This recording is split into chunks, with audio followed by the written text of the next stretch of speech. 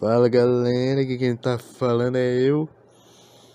E hoje vamos dar seguimento à nossa série de evolução das animações da Walt Disney Animation Company Studios Pictures. Eu nunca sei o nome completo.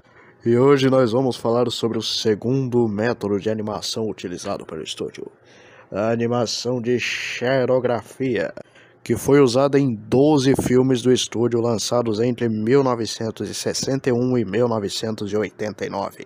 E que apesar de muitos não gostarem, eu acho bem interessante o método de animação de xerografia. E que também é o menos conhecido do estúdio, né? Já que de todos os filmes que usaram ele, só 3 são considerados clássicos pela grande maioria do público. E os outros meio que ficam no esquecimento aí, né, coitado.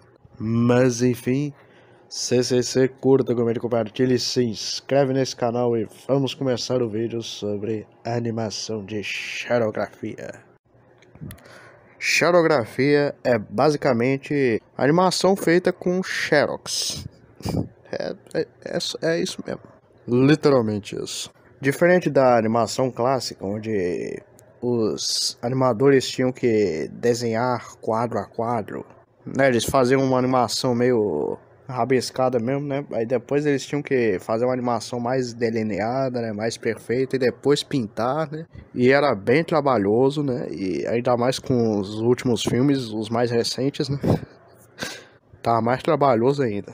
E era bem caro também, né? Considerando o negócio aí, né? E como eu disse no vídeo anterior, o último filme a utilizar a animação clássica foi A Bela Adormecida, que ficou tão caro de se produzir que eles não conseguiram se pagar depois. E como o estúdio tá praticamente devendo dinheiro, eles tinham que segurar um pouquinho as mãos aí, né? Eles não poderiam mais investir em animações, como é que eu posso dizer, tão grandiosas, né, tão inovadoras, né? Não, eles tinham que deixar o negócio barato mesmo, senão eles iam falir. E daí eles tiveram que utilizar de um recurso que já era utilizado nos desenhos da televisão, né? Já que, né, pra televisão os desenhos tem que ser mais baratos mesmo, senão vai ser um a cada 3 anos. Né, que era a xerografia, que era usado em alguns desenhos como Pica-Pau, né? Ou os desenhos da Hanna-Barbera também, por exemplo, né? Tom and Jerry também. E a Disney também passou a adotar esse estilo, né?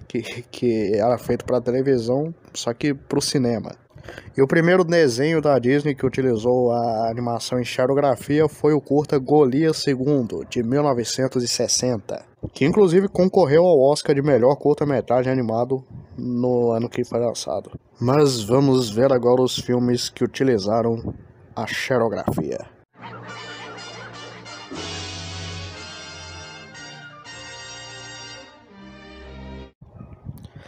Apesar do estilo da animação de xerografia ter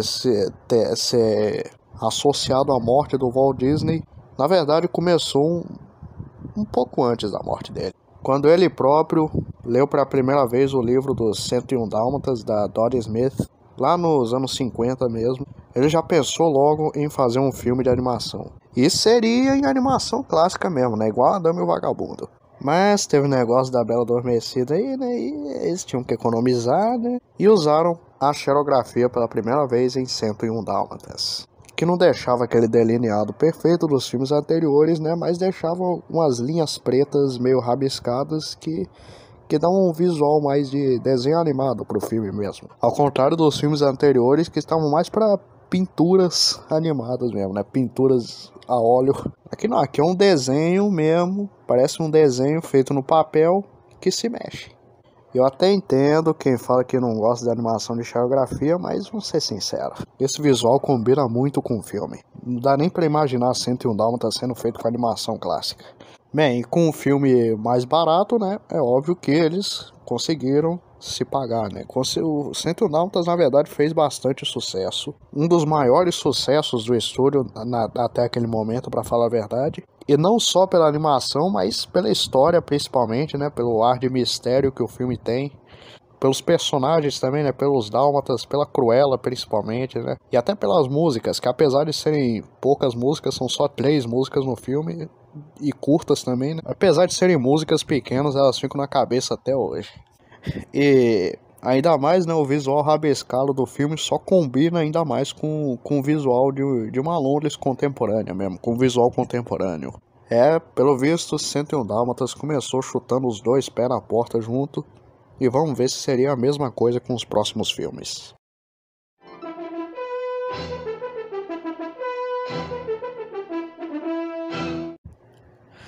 Muita gente se pergunta, ué, mas se 101 Dálmatas fez sucesso, por que eles não voltaram a usar a animação clássica nos próximos filmes? É porque tem um negócio aí, né, de que eles tinham demitido os caras que faziam animação clássica lá, né, que transferiam manualmente os desenhos pro coisa lá, né, então não tinha nem como eles voltar. Então eles tinham que se contentar com a animação de xilografia em todos os filmes a partir daí mesmo.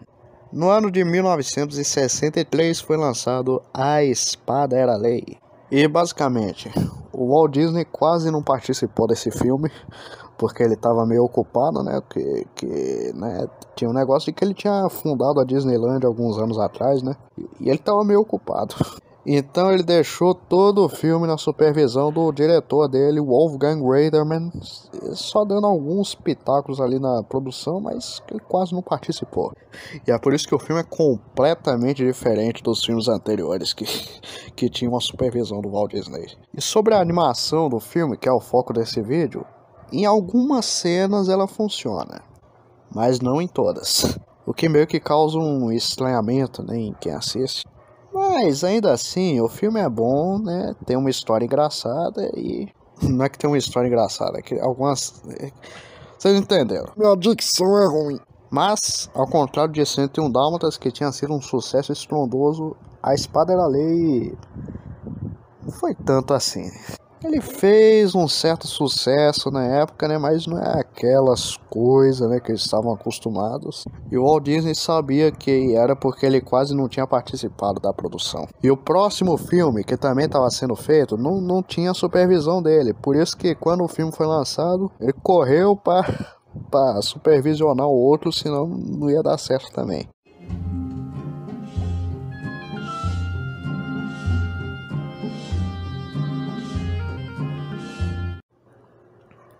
Mowgli, o Menino Lobo, estava sendo completamente feito pelo Wolfgang Reitherman, que era o diretor dos filmes, né?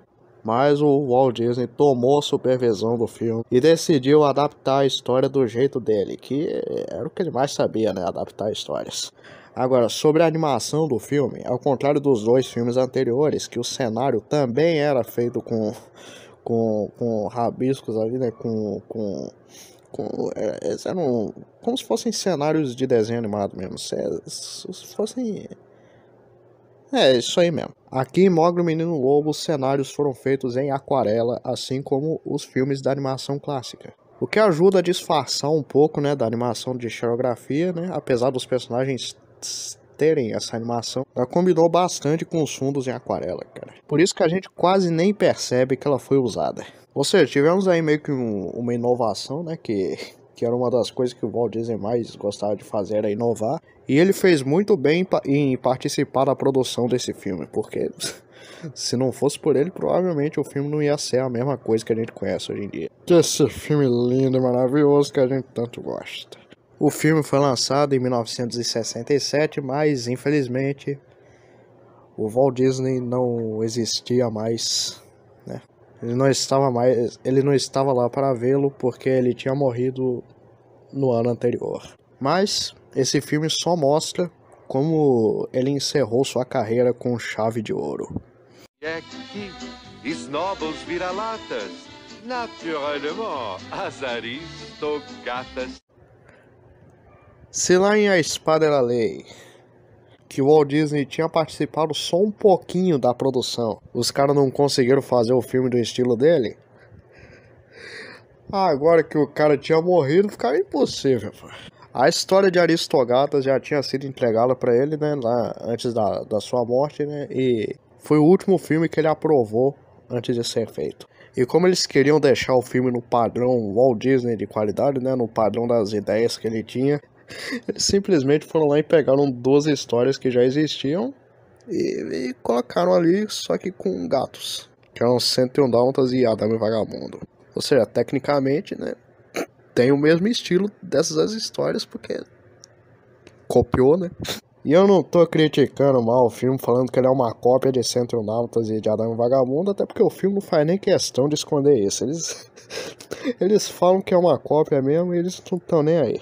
Mas, né, considerando que os caras estavam no desespero pra tentar continuar o legado da empresa, o legado do estúdio, né, a gente aceita o fato deles terem copiado os filmes anteriores. Agora, sobre a animação do filme, apesar dele ser bem bonito visualmente, né, na questão do visual dos personagens e dos cenários, né, às vezes, por algum motivo, as linhas saem dos contornos dos personagens e vão pro meio deles. Tá certo que isso também acontece em outros filmes, né? Mas em Aristogatas acontece sempre.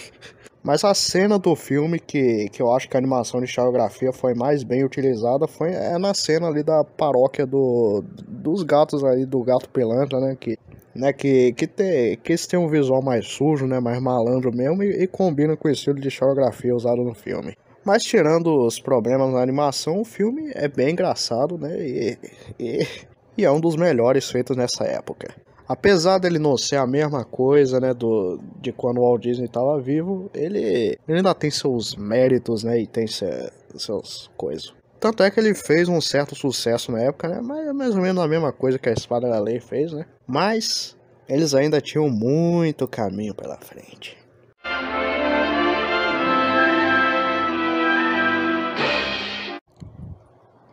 Bem, eles sabiam que a animação de xilografia combinava mais com filmes que tinham animais como personagens protagonistas aí. Né? Até porque fazia parecer que o personagem, que o animal era mais peludo, né? Com a animação da xilografia e ficava interessante. Esse foi um dos motivos que, quando eles pensaram em fazer a história de Robin Hood, eles colocaram os animais antropomórficos como personagens, ao invés de seres humanos. E também, se a gente for perceber, a maioria dos filmes de xilografia são focados nos animais. Na verdade, só 4 deles têm protagonistas humanos, se você for reparar. Enfim. Agora, sobre a questão dos pelos nos animais, é engraçado que até a cobra ficou com pelo, mas enfim, vamos só ignorar. Aqui em Robin Hood eles usaram umas linhas mais grossas, né, pra disfarçar um pouco, né, o visual da xilografia, né, disfarçar um pouco ali dos rabiscos, né, mas ainda dá pra ver que é bem rabiscado, apesar das linhas serem grossas. Mas isso não tira o fato de que Robin Hood é um dos filmes de xilografia mais bonitos visualmente que foram feitos aí. A morte do Walt Disney também pesa nesse filme, né, porque a gente sente falta daquele toque mágico dos filmes anteriores, mas mesmo não sendo com o estilo clássico do Walt Disney, eles conseguiram entregar uma história bem interessante. E ainda com um clima de suspense e, mais importante ainda, sem copiar filmes anteriores. Isso eu digo em questão de história, porque em questão de animação tem algumas cópias ali, mas tá, eles queriam deixar o filme mais barato e dá pra entender. As muitas aventuras do Ursinho Puff. Na verdade, nem faz muito sentido o filme do Ursinho Pooh estar nessa lista aqui, mas eu quase xinguei aí, mas até porque o filme é basicamente uma junção de 3 curtas que tinham sido feitos em anos anteriores, então. Mas quando eu tô falando dos filmes em ordem cronológica, ele tá aqui na lista. Mas para contextualizar um pouquinho a época em que cada segmento do filme foi feito, Pooh e a Árvore do Mel foi feito entre A Espada Era Lei e Mowgli o Menino Lobo. Pooh e o Dia Tempestuoso foi feito entre Mowgli o Menino Lobo e Aristogatas. E Pooh e o Tigre Pulador foi feito entre Robin Hood e o filme do Ursinho Pooh mesmo. Bem, em alguns segmentos a animação tá mais rabiscada, em outros tá mais limpa, em outros a linha tá mais grossa. Enfim, é porque eles foram lançados em anos diferentes mesmo, né? Em 66, 69 e 74, para ser mais específico.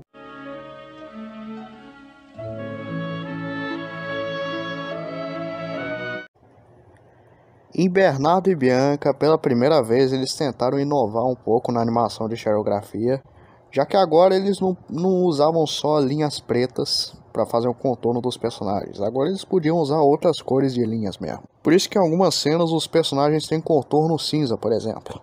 E olha, apesar de Bernardo e Bianca ser um dos melhores filmes da Era de Bronze, né, e um dos melhores com animação e xilografia, em questão de história, né, ele não é aquelas coisas em questão de animação, né, a animação é bem estranha, para falar a verdade, mas a história, né, o drama, o suspense todo do filme compensa. Mas até que dá para entender porque que esse filme teve a mistura dos animadores antigos, né, dos 9 anciões, com animadores novos que tinham acabado de chegar. E alguns faziam de um jeito, outros faziam de outro, aí, né, ficava meio coisado mesmo. Mas, né, esse infelizmente foi o último filme em que os 9 anciões trabalharam juntos. Eu já falei mais sobre isso no meu vídeo sobre Bernardo e Bianca. E apesar dele ter aquela cara clássica dos filmes de animação antigos, né? Ele também tem um pouco do que a gente estaria acostumado a ver nos anos 80 e 90. Porque é justamente porque ele tem 2 grupos de animadores trabalhando juntos aí. Mas enfim, esse foi o último filme com os 9 anciões.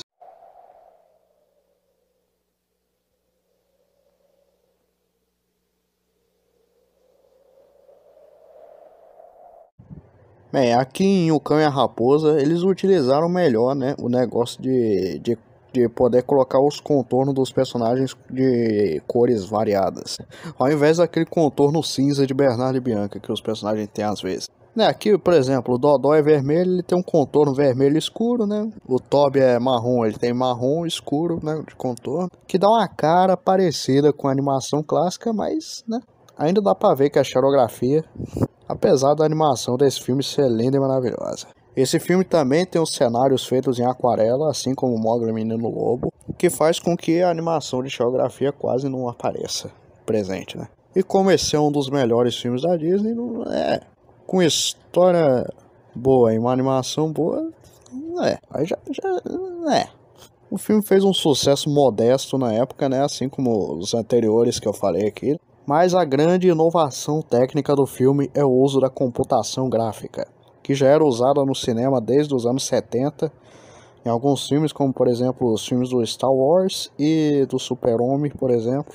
Aqui eles usaram brevemente na cena em que o Samuel Guerra coloca fogo na toca das raposas, já que na verdade eles só estavam testando a computação gráfica para usar mais evidentemente no próximo filme.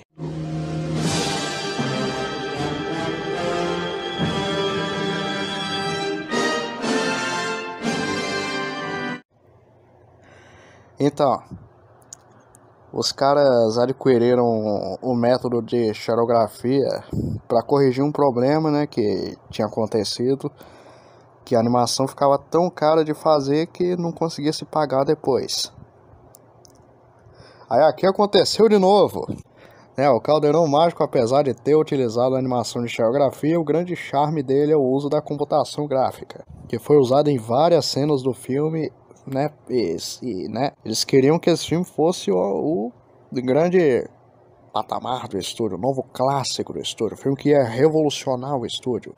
Na verdade ele quase acabou com o estúdio, mas tudo bem. E sabe o que é engraçado? Que eles falaram a mesma coisa com a Bela Adormecida.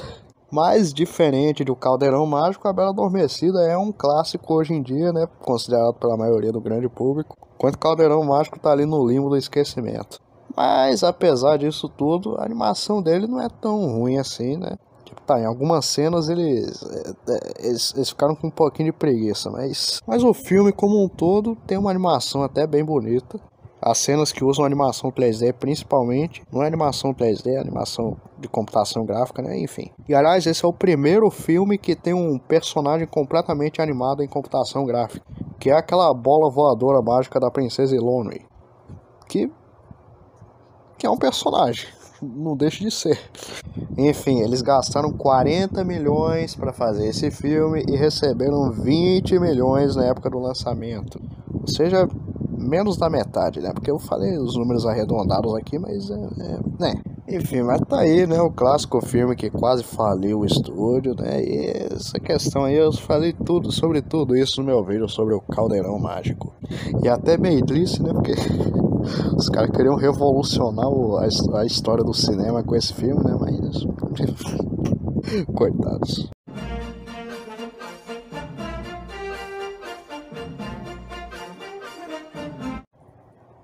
Agora, em As Peripécias do Ratinho Detetive, as coisas mudaram um pouco, né? Porque, primeiro, além desse filme ter salvo o estúdio da falência, né? Ele conseguiu pagar o que o Caldeirão Mágico estava devendo. Ele usou a animação de xerografia, mas, sinceramente, nem parece.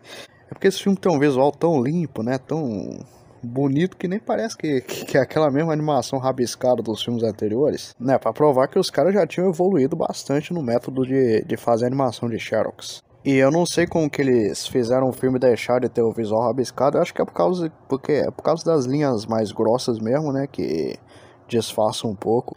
Mas enfim, o que faz com que, apesar do filme ter uma animação bem simples, ele tenha ficado bem bonito visualmente. E apesar de A Pequena Sereia ser considerado o primeiro filme da era da Renascença da Disney, foi As Peripécias do Ratinho Detetive que mudou a história do estúdio, né? Já que, né, nos anos anteriores eles estavam focando mais em filmes live action do que nas animações. E a partir de As Peripécias do Ratinho Detetive, eles passaram a focar mais nas animações. Tanto é que, além de filmes para o cinema, eles começaram também a produzir séries para televisão, desenhos para televisão, né? Como DuckTales e Tico e Teco e os Defensores da Lei, por exemplo. Que, olha só, também usaram animação de xerografia. E na boa, se não fosse pelo filme do Ratinho Detetive, a Disney não seria a mesma Disney de hoje. É só um detalhe, tô falando da Disney Animation, não tô falando da Disney como um todo. Até porque tem algumas polêmicas aí, né? Como o fechamento da Blue Sky, por exemplo, né? Mas eu tô falando do estúdio de animação. Enfim, mas foi o Rato Detetive que salvou o estúdio. E a partir daí eles estavam finalmente se reencontrando, né? No caminho que o Walt Disney... nas ideias que o Walt Disney tinha lá no passado. Eles estão conseguindo fazer filmes que apresentavam ideias novas, né, mas sem fugir tanto dos filmes mais antigos. E outra coisa bem interessante, apesar desse filme não ser um musical, as músicas dele são excelentes. Ou seja, animação revolucionária, músicas boas, história boa, personagens engraçados. Isso é basicamente algumas descrições, né, do que seria a Disney nos próximos anos. Isso porque eu nem falei do vilão. O vilão também é uma coisa linda e maravilhosa. É bonita, mas cruel logo se vê. Mas o povo é... Bom, a animação de Oliver e sua turma, né, o estilo dos personagens, o estilo da animação não tem tantas mudanças, né, em comparação ao Ratinho Detetive. Exceto pelo fato de que aqueles usaram bastante a computação gráfica, né, os objetos gerados por computador, como os veículos, principalmente, né, os carros. E para fazer a cena final, né, a derrota do Sykes, aquela cena nos trilhos do metrô não seria a mesma sem a computação gráfica. Algumas coisas que pode se notar no filme é que os personagens são filmados, entre aspas, em uns planos mais abertos às vezes, que faz com que a gente tenha mais dimensão, né, de como que funciona o bagulho ali. E apesar do filme ser bem bonito visualmente também, ele tem alguns problemas na animação, mas que às vezes podem passar despercebidos, né? Como o negócio que eu tenho notado no filme é que o Oliver muda de tamanho toda hora. Às vezes ele tem o tamanho de um filhote de gato normal e às vezes ele tem o tamanho de um gato adulto sem explicação nenhuma, mas é só detalhe. E dá pra ver que eles focaram em deixar só os personagens principais, né, os que mais aparecem, com a animação mais limpa. E alguns secundários que não tem tanta importância, né, alguns figurantes, vamos por assim dizer, eles não se importaram muito. Mas tirando esses problemas, né, a mistura da animação de xerografia com a computação gráfica e principalmente a história e as músicas do filme, só fazem esse filme ser bom mais da conta.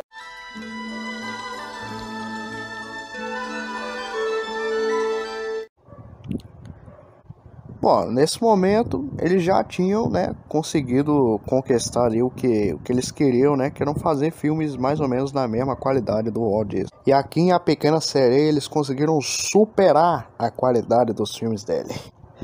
Né, por causa de A Bela Adormecida, por causa do trauma que eles tinham com o fracasso de A Bela Adormecida, eles ficaram muito tempo sem fazer filmes de princesa, e tanto que só 30 anos depois eles lançaram A Pequena Sereia. E na boa, a Ariel é a melhor princesa da Disney e é bom demais esse filme. E na verdade a Pequena Sereia é meio que um filme de transição, né, que ele usou a animação de xerografia na maioria das cenas, mas em algumas ele usou animação digital mesmo. Mas em termos de uso de xerografia, esse foi o último que utilizou em grande escala.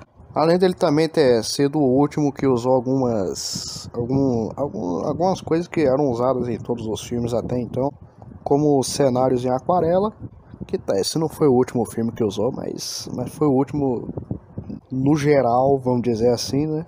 E também a câmera multiplano.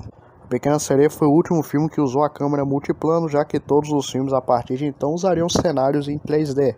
Então não precisava mais de câmera multiplano.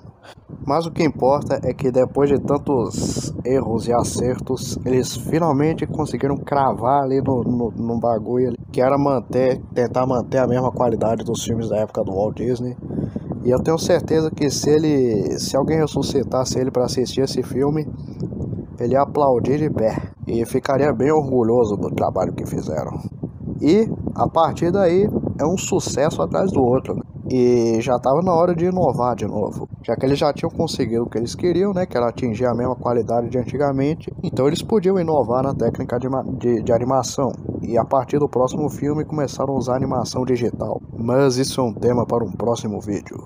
E só um bônus antes de encerrar o vídeo é que esse foi o último filme do estúdio principal de animação, né, a utilizar a xerografia, mas só lembrando que ela continuou sendo usada em algumas séries e filmes da Disney Toon, por exemplo. Algumas continuações, né, como Aladdin 2, Aladdin 3, né, e os outros. Enfim, esse foi o vídeo, galera. CCC, curta, comente, compartilhe. Se inscreve nesse canal e aguarde até o próximo vídeo, onde vamos falar sobre a animação digital. Então, tchau, galera!